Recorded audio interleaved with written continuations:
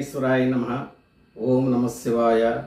వెలమ బంధువులందరికీ నా హృదయపూర్వక నమస్కారాలు.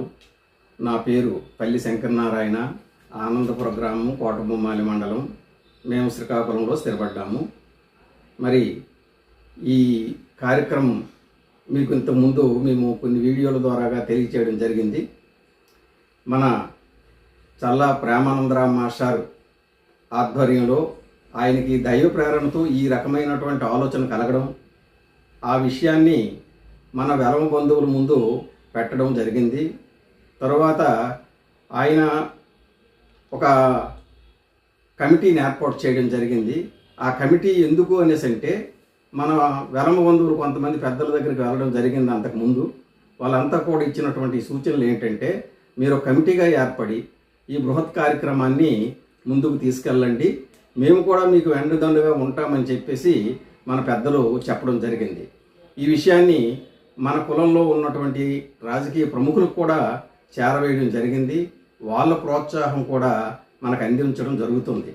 అయితే ఈ కార్యక్రమం చాలా పుణ్యమైనది. ఎందుకంటే కాశీ అన్నది ప్రపంచంలోనే మొట్టమొదటి నగరంగా పురాణాలు చెప్తున్నాయి.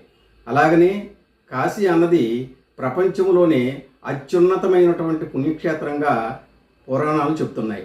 అయితే ఏ కార్యక్రమం మనం అక్కడ చేసినప్పుడు కూడా అత్యంత పుణ్యప్రదంగా ఉంటుందని చెప్పేసి కూడా మనకి ఈ పురాణాల ద్వారా తెలుస్తుంది. అయితే ఈ క్షేత్రంలో మనము చేసినటువంటి ఏ చిన్న కార్యక్రమం అయినప్పుడు కూడా అది తరతరాలుగా మనకి పుణ్యాన్ని ఇస్తుంది. అందుకని మేము మన పెద్దలందరూ సూచనల మేరకు కమిటీగా రిటైర్డ్ ఎంప్లాయీస్ అందరం కూడా ప్రేమానంద మాస్టర్తో సహా 10 మందిము ఈ కార్యక్రమాన్ని నడిపించడానికి ముందుకు వచ్చాము.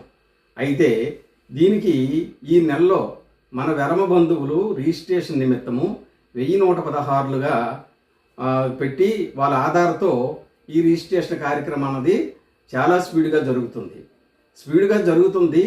మనందరి తరపున మనము ఈ వేగిడామదాల వలస ఒప్పంగనే గ్రామస్తులకి మనము కృతజ్ఞత చెప్పాలి. ఎందుకంటే అక్కడ 90 ఇల్లులు ఉన్నాయి. ఈ 90 ఇల్లు వాళ్ళు ఒక్కలంటే ఒక్కలు కూడా తప్పకుండా అందరూ కలిసి అక్కడ అల్లు గణపతి నాయుడు ఒక లెక్చరర్ ఉన్నారు. ఆయన ద్వారాగా ఈ 90 ఇల్లు వాళ్ళు కూడా మనకు రిజిస్ట్రేషన్ అయ్యారు. అంతేకాకుండా మాస్టారు మొత్తం కొంతమంది దగ్గర ఆయన కొంత ఫండ్ని కలెక్ట్ చేసి 1,25,000 రూపాయలు కూడా చెక్కు ద్వారాగా కొంత, అలాగే క్యాష్ ద్వారా కొంత ఇవ్వడం జరిగింది ఈ కార్యక్రమం కోసం. మరి వాళ్ళని చూసి మనందరం కూడా కొంత ప్రేరణ చెందవలసినంత అవసరం ఎంతైనా మనకుంది. ఎందుకంటే ఇది పెద్ద పుణ్య కార్యక్రమం. ఇందులో 2 రకాలుగా మనం ఆలోచించవచ్చు.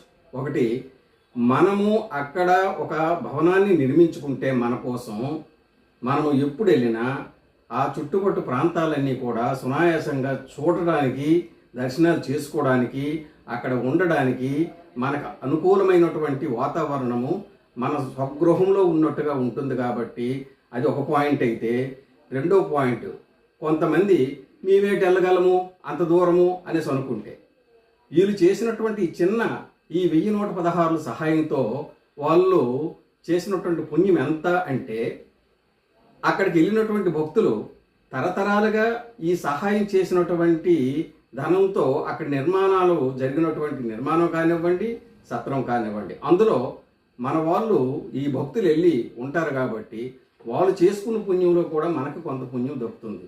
కాబట్టి మీరందరూ టైం ఎక్కువగా లేదు కాబట్టి ఈ నెలాఖరు లోపల ఎట్టి పరిస్థితుల్లో మీరు ఆలోచన చేసి ఈ బృహత్ కార్యక్రమంలో 1116 చెల్లించి ఇందులో మీరు రిజిస్టర్ అవ్వాలని మనసావాచ కోరుకుంటూ ఇట్లు మీ శంకరనారాయణ.